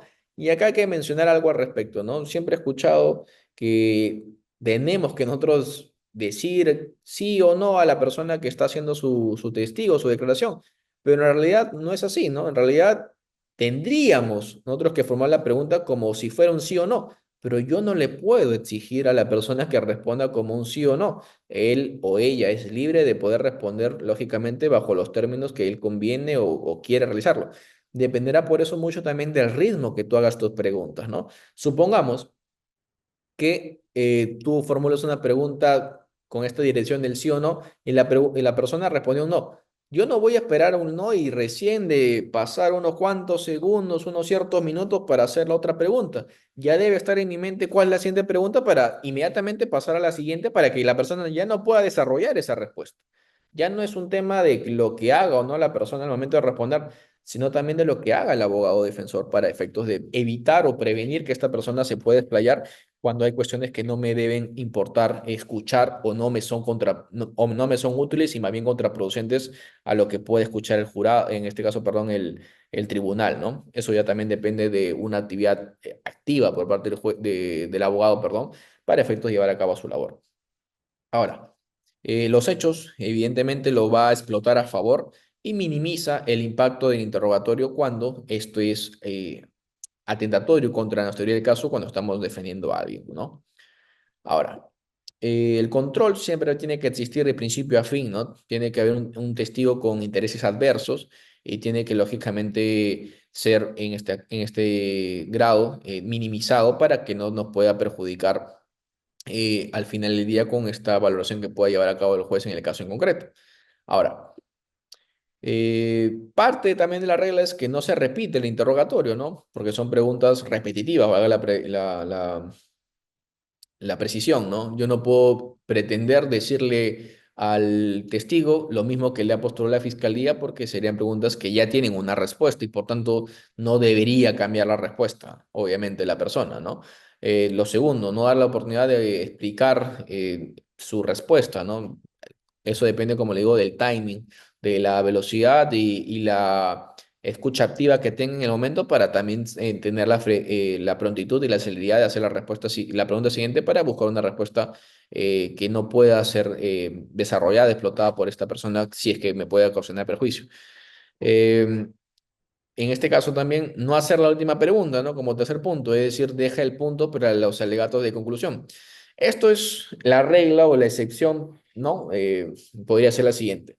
Si yo ya he podido explotar con preguntas que le han dañado ese testigo a esa persona, que es el fiscal, por ejemplo, y ya está manifiesto, ya está explicado, ya está desarrollado, bueno, queda claro que podría yo hacer una cierta conclusión porque ya es manifiesto, ¿no? Esto como excepción. La regla es que si la persona entró en contradicción y yo la evidencié, ya la acredité, yo ya acabo, yo ya finalizo, ¿no? Y obviamente ya no tengo por qué sacar conclusiones, por qué es pretender arribar como si fuera un alegato de clausura, porque claro, en esa oportunidad tendré el momento oportuno y dónde para llevarlo a cabo. Antes es replicar lo que ya escuchó el juez y es más, algunos jueces inclusive se pueden incomodar porque estarías repitiendo la idea de que ya él puede tener presente. ¿Ok? Eh, bueno, ¿cómo lo podemos definir? Es un conjunto de preguntas dirigidas por un litigante al declarante que ya ha prestado testimonio directo ante el tribunal, ¿no? La importancia es que el tribunal hasta ese momento no solo ha podido tener conocimiento de los hechos declarados por parte del testigo ofrecido y que por consiguiente puede tener otra versión. Sobre todo, por ejemplo, cuando hay testigos que se olvidan, ¿no? Convenientemente al momento de hacer su intervención y tú tienes que utilizar las técnicas de litigación oral para poder hacer refrescamiento de memoria, si hay una contradicción, evidenciar la misma, también lógicamente poner en conocimiento su incredibilidad a efectos de poder también cuestionarle su oportunidad, ¿no? Todos esos temas entiendo que también ustedes lo dominan con perfección. Eh, bueno. Algunas cuestiones útiles también es que tienen que ustedes acreditar, ¿no? En su oportunidad la existencia de antecedentes penales pretéritos de esta persona para cuestionar también si es que es o no una persona idónea al momento de atestiguar la conducta moral de testigo, si la persona es socialmente aceptada o no y por cuál razón, si es que es oportuno también la presencia de adicciones a sustancias psicotrópicas, ¿no? Para efectos de ver si la persona está en la capacidad realmente de poder rendir una declaración en óptimas condiciones, entre otras cuestiones que también aparecen en este PPT.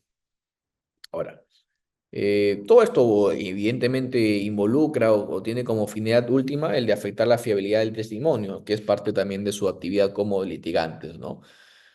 Ahora, las características de este contraexamen, una vez más, ustedes tienen que ejercer el control para que no pueda tener más bien el testigo. Tienen que hacer preguntas cortas, sencillas, claras, para que esta persona pueda responder como tendiente a un sí o un no, con las especificaciones que ella ha podido llevar a cabo. Tiene que ser un hecho por pregunta para que pueda, lógicamente, tener esa respuesta corta o clara que yo también deseo o anhelo y evitar que el testigo evada la pregunta, ¿no? Para que la respuesta que yo quiera llevar a cabo o necesito llevar a cabo quede contemplada no solamente en lo que pueda consignar en acta o no, sino también en lo que el juzgador pueda conocer o darse una impresión, porque recuerden, finalmente es un ser humano, y si la persona por X y Z razones se niega a poder declarar, se niega a poder evadir esa pregunta, es lógicamente porque algo de erróneo podría tener como propósito, ¿no? Eh, bueno, estos son básicamente algunas cuestiones para efectos de si es que hay algunas preguntas que no quieren ser respondidas por los testigos. Los peritos, que también ya lo había adelantado, no existen los peritos que no han percibido los hechos materiales del juicio en forma directa. No existen peritos inhábiles, se rigen por todas las normas que reglamentan la prueba de testigos y a su vez también en la materia que se desarrollan o explotan como profesionales con alcance de expertos, ¿no? Precisamente su naturaleza. Yo llamo o convoco un perito porque no tengo la capacidad de conocimientos por la propia decisión de que yo no ejerzo esa práctica o ese conocimiento en calidad de experto y por consiguiente yo necesito que alguien esclareja, alguien pueda dilucidar este panorama y por eso lo convoco, ¿no? Ese es finalmente el contexto por el cual aparecen los peritos. Parte de esta preparación es, lógicamente, tener conocimiento sobre denuncias ante el colegio profesional o judicial de la materia correspondiente, sobre sanciones por mala praxis o conductas respectivas en el ejercicio de su rol o función, sobre la posibilidad de algún tipo de vínculo de amistad o familiar con alguna de las partes, que también podría desacreditarlo como parte de su actividad profesional, por decoro inclusive, entre otras, ¿no? Y bueno, todos los temas que ya están contenidos y debatidos en el artículo 378, numeral 7, que ustedes también tienen por bien a revisar en este PPT. A ver, ¿tengo alguna pregunta? Y de cara para ya finalizar, porque entiendo que es hasta las 9 nada más era la clase, pero igual, disculpa por la excepción de la misma. Ángela Torres me dice, autor, en el interrogatorio a una presunta víctima de mayor de edad en delito sexual, ¿qué criterios deben considerarse para no incurrir en revictimización, pero a la vez ejercer un contradictor eficaz?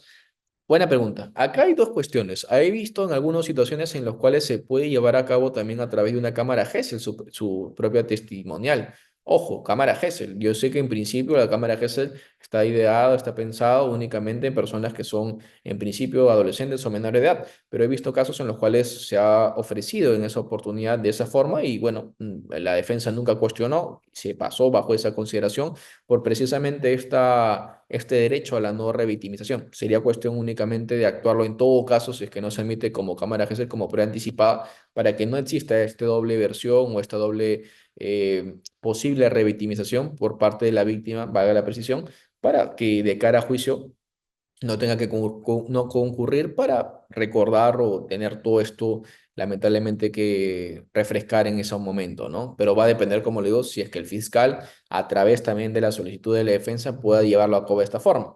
Ahora, lo segundo, si en caso ya está en juicio oral, bueno, lo que también conviene de mencionar o decir es que parte de las preguntas prohibidas por parte, lógicamente, de las defensas, que cualquiera fuese esta, ya sea desde la parte del actor civil o eventualmente desde la defensa de la persona investigada o imputada o acusada, es que están prohibidas las preguntas contra la dignidad. Y claro, si yo, por ejemplo, le voy a hacer preguntas en las cuales tiendan a ser más bien de un ámbito personal, un ámbito en el cual escapa a la naturaleza del hecho, claramente yo tendría que objetar.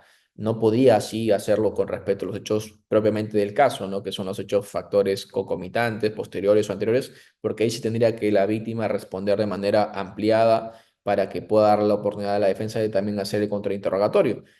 Lógicamente es una decisión difícil, por eso hacer una denuncia por parte de las víctimas y el acompañamiento tiene que ser tanto de la parte legal, pero también psicológico para poder superar esto de la mejor forma. Pero claro, la recomendación, y es lo que actualmente al menos veo mucho en las fiscalías, es que se pueda actuar de esta forma como les comentaba para que no se pueda realizar esta revictimización. Y en todo caso, si no hay ese escenario, bueno, buscar mitigar los mismos a través de las objeciones correspondientes y también de generar evidencia de que la otra persona no tiende más que atacar a la propia víctima y dejar constancia de ello para que también se puedan colocar las multas correspondientes en contra de los litigantes que no respetan estas reglas de juego, que son más que reglas, en realidad derechos fundamentales y humanos que le corresponden a toda víctima, ¿ok? Eso para responder tu pregunta. A ver, Johan Vázquez me dice, ¿hay algún problema con el abogado en un contrainterrogatorio donde se objeta la pregunta al testigo y después de la objeción el juez no acepta la objeción y el abogado defensor pasa a otra pregunta para el testigo? No logro comprender. A ver, Johan, si le pueden dar el micro abierto para que pueda en todo caso desarrollar la idea porque no lo logro comprender.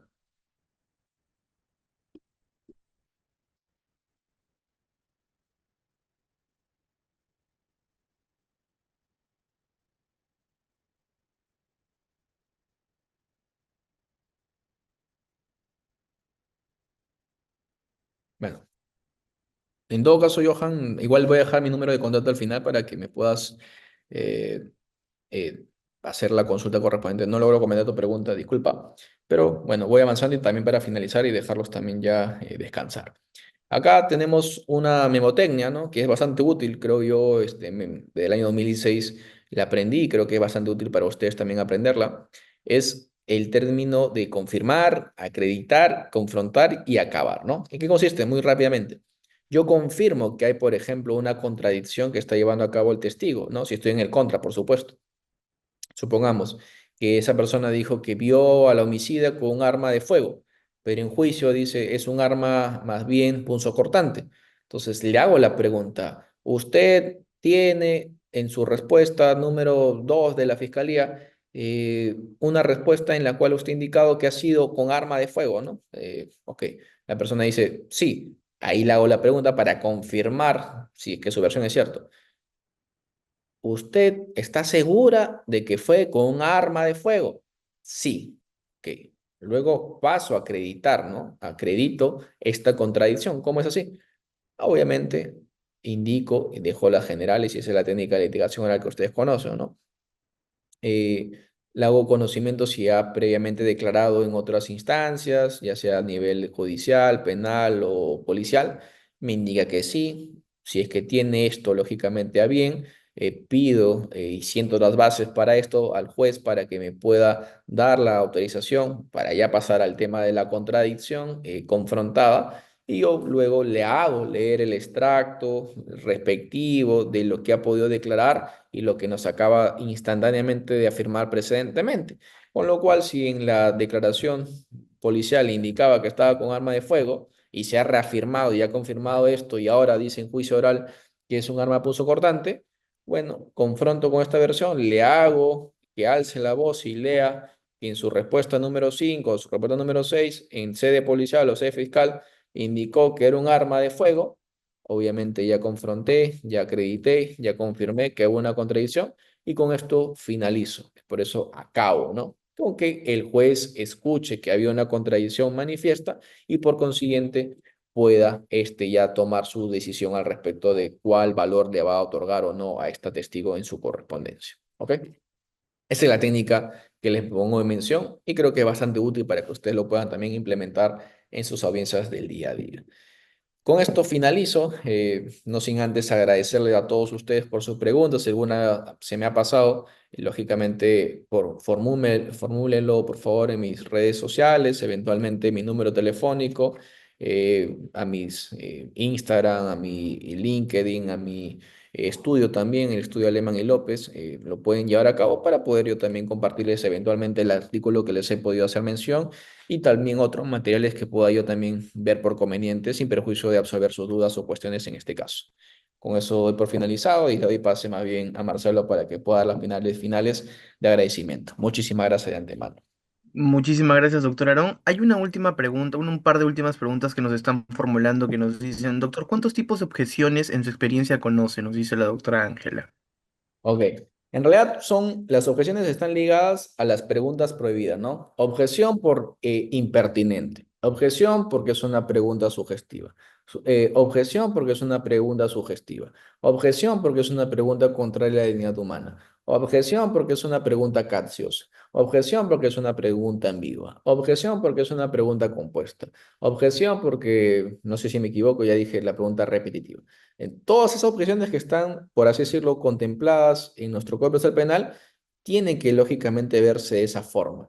Yo no podría inventarme, entiéndase, una objeción en la que no esté contemplada las preguntas prohibidas, porque no tendría un sustento legal que me pueda amparar. Muy probablemente sea una invención y esto podría costarme caro porque, claro, si yo estoy ante un juez que por el principio yo era no bicuria, conoce el derecho y yo voy a indicarle una objeción que no tiene sustento legal, puede resultarme caro al final del día con respecto a mi credibilidad como litigante, pero a su vez también con mi seriedad, con mi compromiso con la Administración de Justicia de ser proactivo, pero a su vez también garantista de este modelo para efecto de que todo se haga de manera a través de la buena fe procesal. Y lógicamente esto me puede ya dejar en un quiebre, ¿no? En un litigio, lo peor que te puede pasar es pelearte con la persona que va a decidir lógicamente sobre la decisión que radique en la libertad de una persona, con lo cual siempre hay que ser bastante amable, bastante serio, pero también bastante comprometido con que se esclarezca el panorama a favor de los intereses que tú defiendes, ¿no? Que es lógicamente lo que hace un abogado litigante.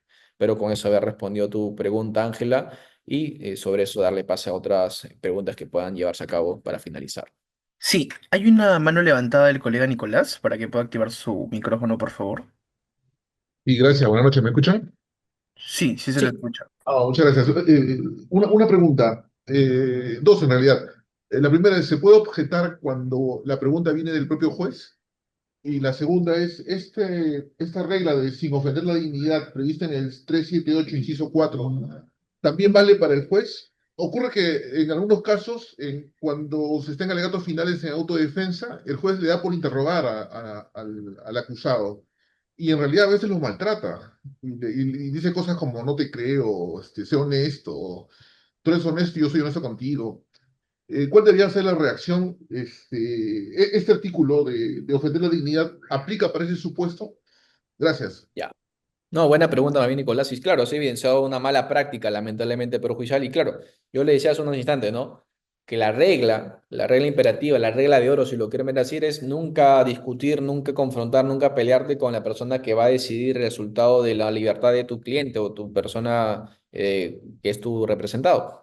Pero claro, hay excepciones, pues como en toda regla no es absoluta, hay excepciones. ¿Y cuál sería esta excepción? Por ejemplo, un juez en el cual ya a sabiendas de que no ha acreditado a la fiscalía su versión, quiera él mismo forzar esa acreditación con preguntas que no vienen al caso, como tú indicas, ¿no? Preguntas que ya atentan contra tu dignidad. Lo que tiene que hacer ahí el abogado litigante es dejar constancia respecto a esto, por más que le pueda incomodar al juez. Claro, porque ya tú tienes ahí un soporte legal que es evidentemente una prohibición expresa por el Código Procesal Penal con respecto a ese tipo de preguntas. Y claro, el juez, recuerden, al igual que cualquier parte, cumple un rol. ¿Y cuál es este? El de salvaguardar los derechos fundamentales humanos de la persona imputada, con lo cual tú dejas evidencia con todo el respeto correspondiente, pero claro, acreditas en su oportunidad, porque a veces sucede, ¿no? Que cuando vas a la sala te dicen, ¿y usted, abogado, dejó constancia de lo que sucedió ahí? ¿Dejó constancia de lo que estaba pasando? Y muchas veces se te pasa. Y claro, tú dices, no, pero esto grabado en audio y video. A los jueces, lamentablemente, y eso tiene que ver con la formalidad, con también los valores de por medio, no les importa mucho en realidad que esté grabado en audio y video. Lo que les importa es que tú hayas dejado tu oposición, tu observación, tu constancia, si quieres verlo así, en acta. Y si esto está recién, lamentablemente tiene una cierta validez. Como lo decía un juez supremo hace poco, y no lo estoy yo inventando, lo pueden escuchar inclusive también en juris, eventualmente en algunas otras páginas. Dice manifiestamente, a mí no me importa lo que digan los abogados, sus estrategias, no me importa el del caso. Entenderás cómo es que razonan lamentablemente los jueces. Por eso es que la forma correcta es dejar constancia para que eventualmente tengas una oportunidad de cuestionar que ese juez, en lugar de cumplir su rol, lo estaba afectando. Para obviamente tener eventualmente una nulidad si está buscando esto por una emisión de una resolución que no era correcta o no estaba ajustada a los debidos procesos como parte lógicamente generadora de esta sentencia. Y lo segundo, que también viene complementada con tu pregunta. Si la pregunta es lógicamente errónea o también en este caso prohibida y quien lo emite es un juez, claro, yo te diría que tienes que dejar las objeciones correspondientes porque es parte también de dejar constancia de las mismas. Lo peor que puede pasar es que el juez te diga que él es el juez y que tiene que conocer. Y claro, ahí entrarás tal vez en una situación incómoda en la cual tendrás que indicarle al juez muy respetuosamente de que él, si bien es cierto, tiene la potestad de hacer algunas preguntas para esclarecer el panorama, están supeditadas a lo que se haya podido actuar en principio. Y lo segundo, más importante aún, tendrá siempre que ser sí y solo sí para esclarecer el panorama. No tendrá que buscar complementar la teoría del caso de la fiscalía, sino más bien la complementariedad del caso en concreto o el caso en general. Y obviamente esto con tendencias a que no se pueda desnaturalizar el rol de cada una de las partes, pero a su vez también que se tenga que respetar y garantizar los derechos de esta persona, para efectos de que no puedan existir esas preguntas.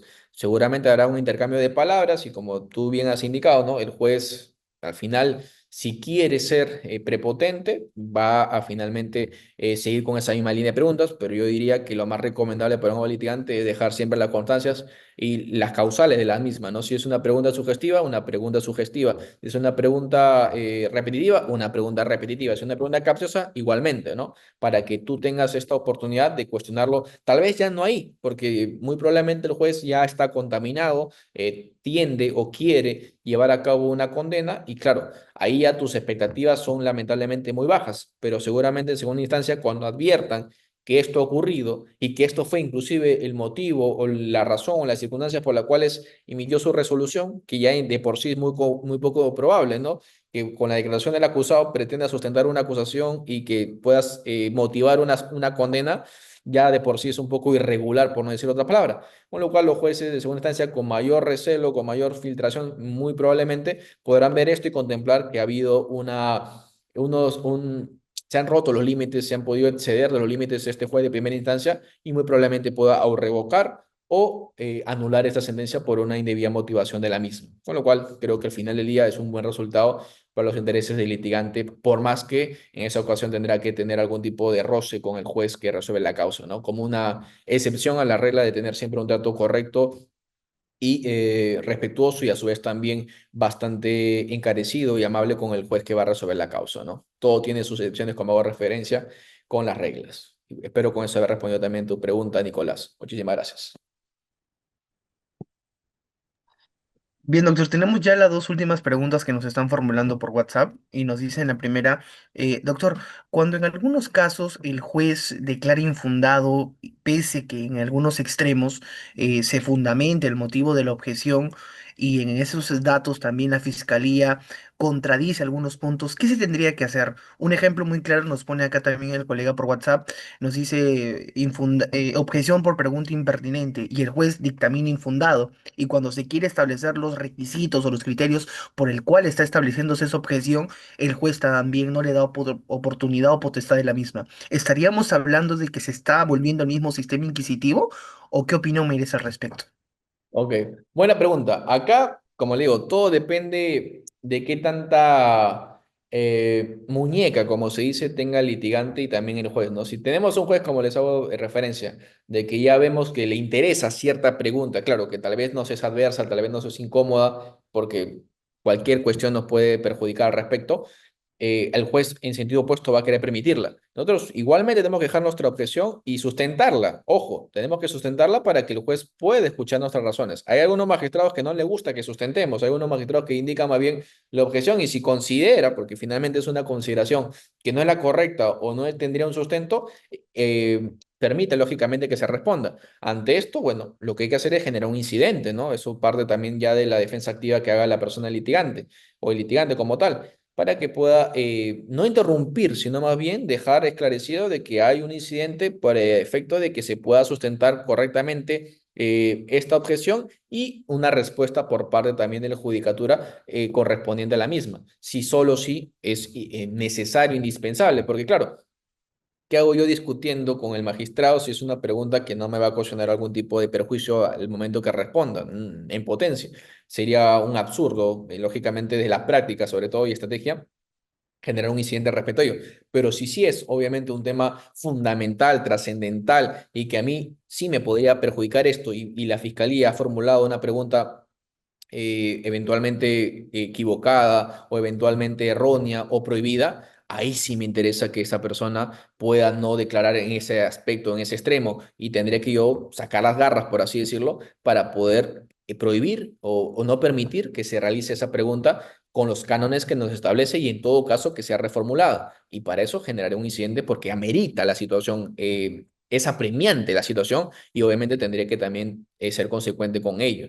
Si no, dejaré que el juez haga y deshaga y eso no es la fórmula, ¿no? El juez es el que espectador y los que controlan tanto el interrogatorio como el contra, evidentemente son los litigantes y el juez en su oportunidad lo filtrará, pero claro, si yo no hago esa actividad y tengo temor a lo que dirá el juez, cómo influirá con lo mismo, ahí podría yo tener algún tipo de impacto que yo mismo estaría consintiendo o estaría convalidando y eso no es el rol de litigante, ¿no? Cada uno defiende su posición, cada uno defiende su rol, pero claro, siempre y cuando tenga un sustento. Y si en este caso es una manifiesta pregunta prohibida, tengo que hacer valer también mis derechos y los que de la persona que yo represento. Eso tendría que ser mi recomendación en todo caso en ese supuesto hecho.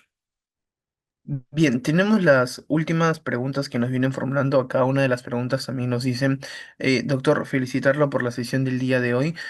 Doctor, ¿qué opina usted si es que con técnicas de litigación oral se puede ganar un caso? ¿Cree usted que es un aspecto subjetivo, aspecto objetivo? Porque hay a veces cursos que demuestran las destrezas que pueden establecerse un abogado litigante, pero ¿es el punto neurálgico o punto de partida que se puede mantener? ¿O son los medios probatorios suficientes que se pueden dar en la etapa de indagación y en cada una de las etapas correspondientes? ¿Qué opinión merece, doctor? Buena pregunta. En realidad yo considero que son complementarios, ¿no? Porque si solamente me voy a llegar con litigación oral en las técnicas de la misma, muy probablemente no pueda prosperar si no tengo bases dogmáticas o conocimientos jurisprudenciales o ordinarios sólidos. Porque claro, van de la mano. Por eso es que yo le decía, yo no puedo hablar de interrogatorio y contrainterrogatorio o eventualmente de técnicas de litigación oral si no domino, evidentemente, las bases sólidas con respecto a los elementos fácticos, los elementos jurídicos, que es evidentemente lo más neutral o álgido de un caso en particular, y el elemento probatorio que complementa. Yo tengo que estructurar esto para efectos de llevar a cabo adelante, emitir el caso, que tenga este soporte de estos tres aspectos de manera sólida y coherente. Y sobre esta base, seguramente explotarlo con las técnicas de litigación oral para que yo pueda demostrar al jurado, en este caso perdón, al juez o al juzgado como tal, que lo que yo conocía o debía conocer bajo mi preparación ha sido desarrollado, ha sido desplegado a través de la técnica de litigación oral. Yo lo diría así, la técnica de litigación oral son fundamentales para ejecutar el conocimiento previo. Pero por supuesto, si yo no tengo el conocimiento previo, ni tampoco tengo un estructuramiento del caso en concreto, de nada o poco me servirán lógicamente las técnicas de litigación oral. Son complementarias y yo apostaría inclusive con mayor soporte al conocimiento doctrinario, jurisprudencial y dogmático firme, serio y coherente para que esas sean las bases que luego me den una estrategia legal a poder explotarse. Y con una base legal correcta, jurídicamente hablando, probatoriamente correcta, creo yo que ya tienes un 80% del caso a tu bolsillo. Y el 20% serían las técnicas de litigación oral, perdón, para efectos de poder explotarlo y desarrollarlo. Y claro, mientras mayores destrezas tengas al momento de desarrollarlos y ejecutarlos, muy probablemente generarás persuasión, que es el otro componente que tendría que ser analizado también para que el juez, como ser humano, pueda fallar a tu favor. Yo diría que es esa mi posición respecto a las técnicas de litigación oral y también, obviamente, a los conocimientos que leemos en nuestra preparación como estudiantes, como magísteres, como doctores, etcétera, que siempre es una preparación continua y por eso felicito también a Juris y agradezco sobre todo también a la familia Juris para poder hacerme esta invitación y poder explotar algunos conocimientos con ustedes y compartirlos desde luego. Bien, doctor Aarón, muchísimas gracias. Ahora sí acabo de revisar el chat y esas han sido todas las preguntas. Agradecerle nuevamente su participación, como siempre, impecable en cada uno de los puntos que se viene mencionando, deseándole los mejores éxitos y parabienes, y de la misma forma que nos pueda acompañar en próximas ediciones. Palabras finales de su parte, por favor, para culminar la sesión del día de hoy.